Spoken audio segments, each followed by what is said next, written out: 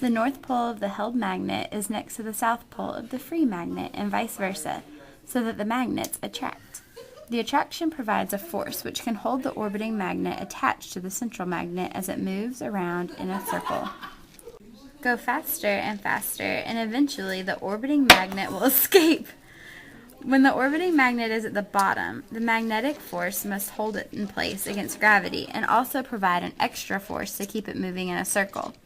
When the orbiting magnet's velocity is large enough, the magnetic force can no longer hold it in orbit and it will escape. The electric current model. Place 4 or 5 rim magnets around the central magnet. Once all the magnets are placed, push one rim magnet gently to the side and notice how all the other rim magnets begin to follow. As another rim magnet moves into position under your finger, push it to the side too. The rim magnets all repel each other magnetically. Changes in the magnetic field which carries the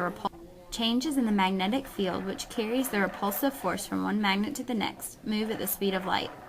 All the other magnets feel the changed magnetic force shortly after you begin to move the first magnet. Slide one magnet onto the pencil. Slide a second magnet onto the pencil so that it repels the first one. There are two orientations in which the second magnet can be slid onto the pencil. In one orientation, it will attract the first magnet, but in the other, it will repel it. Hold the pencil horizontal and notice the spacing between the magnets. Push one magnet towards the other and notice that the magnetic repulsion pushes it away. Notice that the closer the magnets are pushed, the larger the force. Add a third magnet so that it too floats. Add a fourth and fifth magnet so that they float also. What do you see? Notice that the spacing between the magnets is smallest between the bottom two magnets and largest between the top two.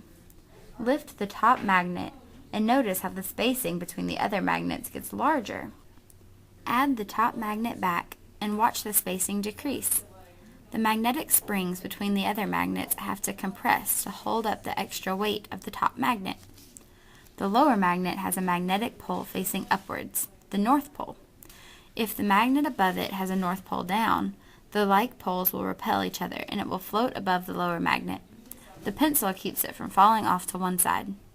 The second magnet has its south pole facing up, so the magnet above it must have which pole facing down in order to be repelled?